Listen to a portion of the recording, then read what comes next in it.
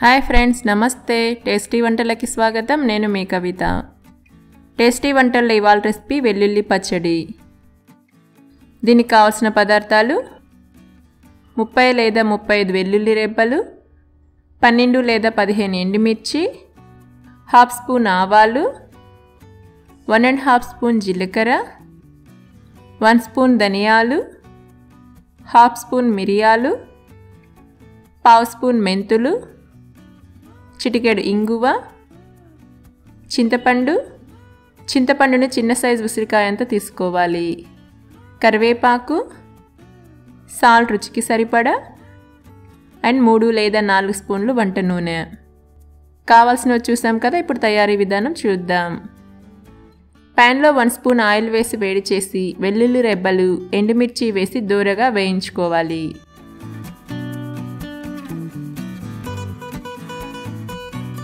తర్వాత ధనియాలు, మిరియాలు, జీలకర్ర, మెంతులు, కరివేపాకు వేసి లో ఫ్లేమ్లో దోరగా వేయించుకుందాం. జీలకర్ర, ధనియాలను 2 ఈక్వల్ క్వాంటిటీలో తీసుకోవాలి. చూడండి, అన్నీ బాగా వేగాయి. ఇప్పుడు చింతపండు వేసి అంతా కలిసేలా కలుపుకోవాలి. నేను చిన్న సైజు ఉసిరికాయంతా తీసుకున్నాను చింతపండుని. నేను తీసుకున్న ఇంగ్రీడియంట్స్ తక్కువ కాబట్టి అందుకే నేను చింతపండు తక్కువ తీసుకున్నాను. మీరు తీసుకునే ఇంగ్రీడియంట్స్ని బట్టి అన్నింటినీ అడ్జస్ట్ చేసుకుంటే సరిపోతుంది. చూడండి, చింతపండు అంతా బాగా కలిసింది. ఇప్పుడు స్టవ్ ఆఫ్ చేసి మిశ్రమాన్ని చల్లారి పెట్టుకోవాలి. మిశ్రమం చల్లారిన తర్వాత మిక్సీ జార్లో వేసుకుందాం. అలాగే రుచికి సరిపడా సాల్ట్ వేసి ఈ విధంగా మిక్సీ పట్టించి అందులో వాటర్ వేసి కలిపి మళ్ళీ మూత పెట్టి మిక్సీ పట్టుకోవాలి.